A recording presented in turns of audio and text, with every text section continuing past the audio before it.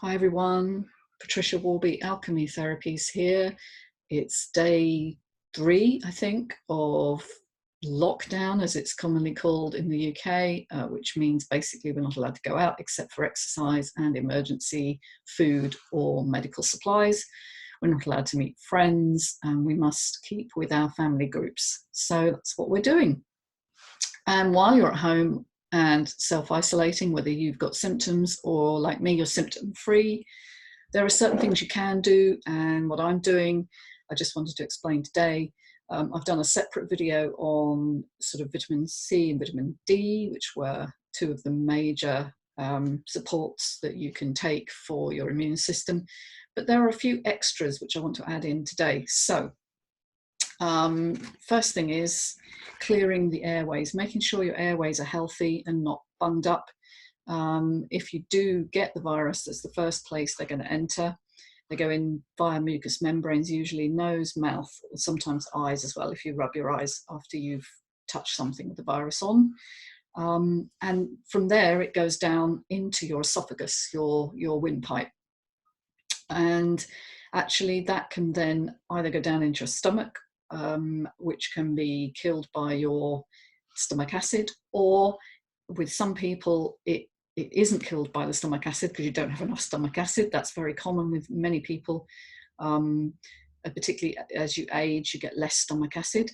So digestive enzymes, folks, something like this with betaine hydrochloride, which is a sort of plant-based version of hydrochloric acid, which is what you're supposed to have plenty of in your stomach, and which animals have a lot more generally, particularly carnivores, because they need it for digesting protein.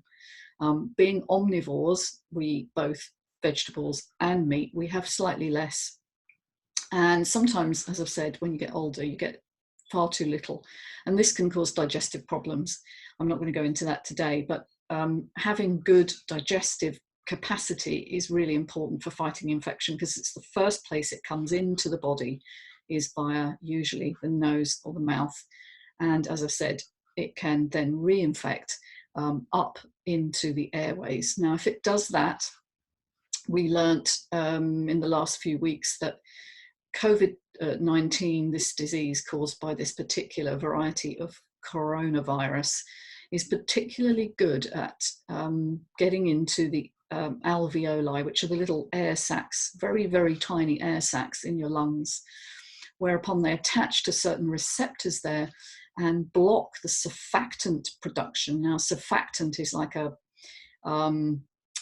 product that actually makes your lungs elastic. It allows them to swell and contract as you breathe, and which allows, therefore, oxygen to pass across into the blood vessels. Without the surfactant, everything tightens up, becomes very rigid, and breathing and oxygen transmission across becomes very, very difficult. So we have to protect our airways. So what am I doing? This is a salt inhaler, just a ceramic pot with a tube, and you fill it with Himalayan or otherwise natural salt, which I've already done. And then that can be used either in the mouth or the nose. Obviously, don't share these, folks, obviously. I'm using it in through the nostril.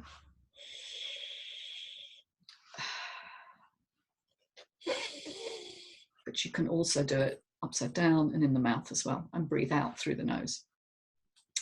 Added thing you need to put in at this point in time is liquid iodine.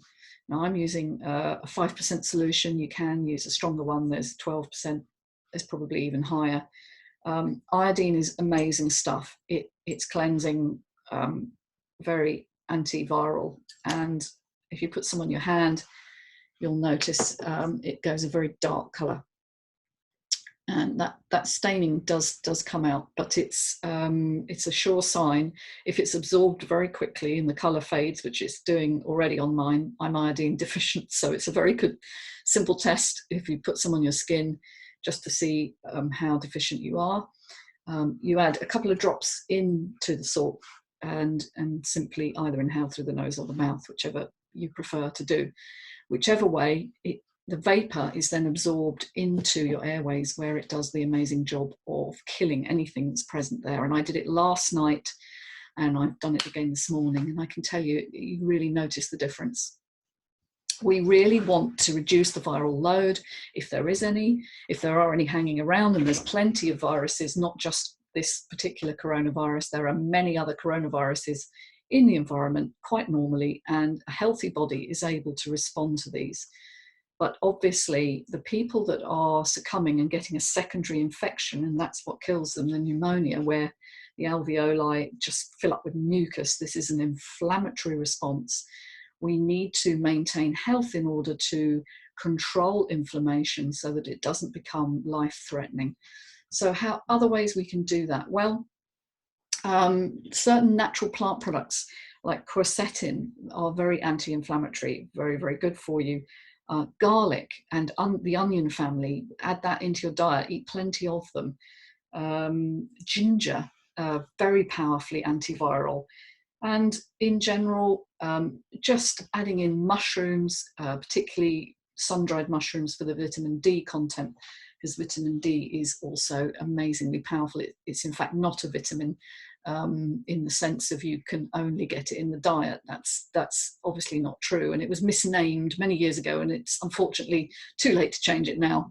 If we were renaming vitamin D now, we'd probably think of it as a pro-hormone that controls all sorts of processes in the body, but in particular your response to inflammation.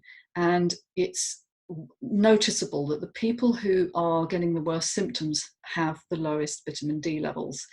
So although there are many figures being bandied about, and it's being promoted in the media as just bad luck, that yes, you might have other conditions that are making it worse, but underlying this is, how healthy are you?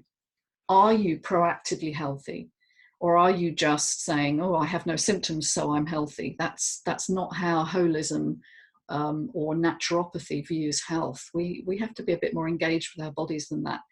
And the reason is there is a sort of tipping point into ill health, but that doesn't mean you're 100% healthy. Very few people are, but if you can try and get to sort of 70 or 80% healthy, you're going to have a much easier time of it should you contract the virus.